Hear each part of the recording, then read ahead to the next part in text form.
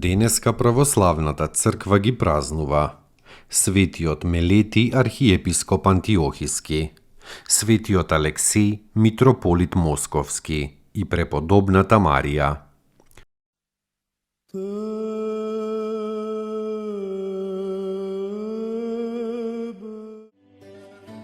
Светиот Мелетий архиепископ Антиохиски. Овој големи свет маж бил извонреден толкувач и заштитник на православието. Сиот негов живот бил посветен на борбата против Ариевата ерес која не го признавала Синот Божи за Бог и хулела на Светата Тројца. 3 пати бил оддалечуван од својот архиепископски трон од еретиците и прогонет во Ерменија.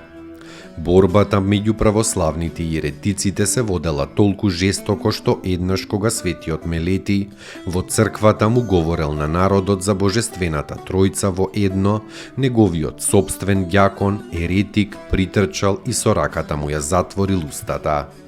Не можејќи да беседи, Мелетий беседел со знаци. Имено, тој ја кренел својата рака високо, отворил најпрво 3 прста и му ги покажал на народот. Потоа ја затворил раката и кренел 1 прст. Учествувал на Вториот Вселенски собор каде што царот Теодосиј му укажал особена чест. На тој собор Бог пројавил чудо преку овој свој архиереј. Имено кога светиот Мелетий им ја докажувал на ариевците догмата за Света Тројца, тој прво кренел 3 прста, одвоено 1 по 1, па потоа ги склопил во едно и во тој миг се покажала светлина како молња од неговата рака пред сите присутни. На тој собор светиот Мелетий го утврдил Григорий Богослов на Цариградскиот престол. Порано пак тој го заѓаконил Василий Велики и го крстил Јована Златоуст. По завршувањето на соборот, светиот Мелетий го завршил својот земен живот во Цариград. Неговите мошти се пренесени во Антиохија.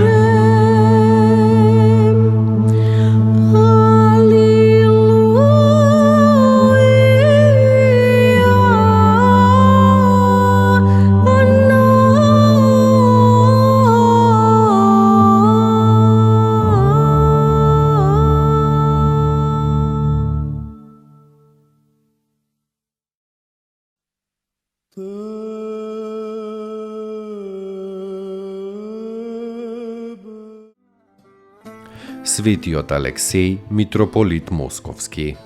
Голем иерарх е на Руската црква во тешкото време на робувањето на рускиот народ под татарите. Еднаш во детството ловел птици, па заспал и во сонот чул глас. Алексеј, зошто се трудиш залудно? Јас тебе ќе те направам ловец на луѓе. Во својата 20-та година се замонашил и со време станал митрополит Московски. Два пати одел во Златната орда татарска, првиот пат да го ублажи гневот во ханот Вердевир против рускиот народ, а вториот пат по повикот на ханот Амурат да му ја исцели жената од слепило. 3 години таа жена била слепа, но оздравела и прогледала кога светиот Алексеј и прочитал молитва и ја помазал со осветена вода. По тешкиот и многуплоден живот се упокоил во 1378-та, во својата 85-та година и се преселил во дворовите господови.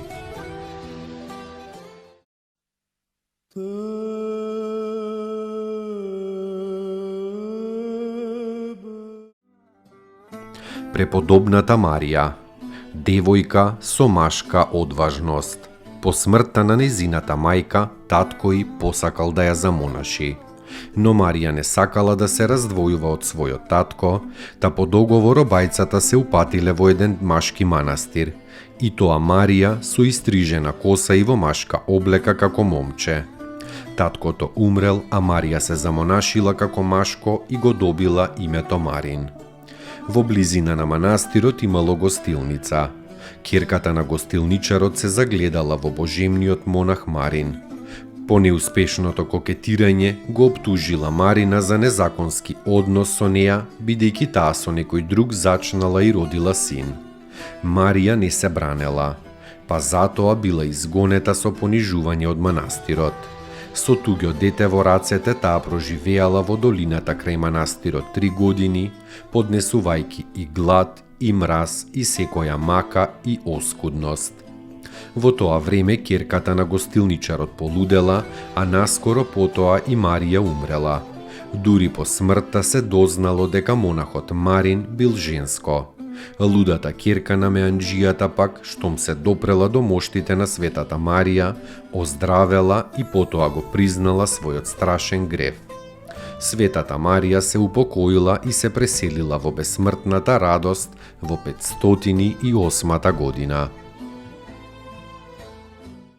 Достойно ест Јаково истину, блажити Тја Богородицу, присно блаженују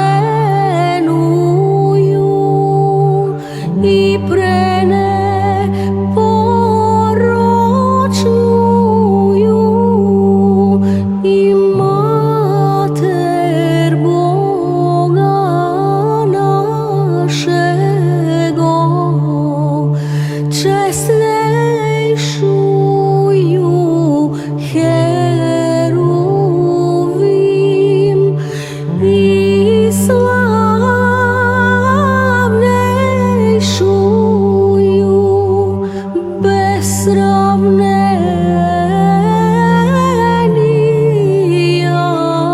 Серафим, без истления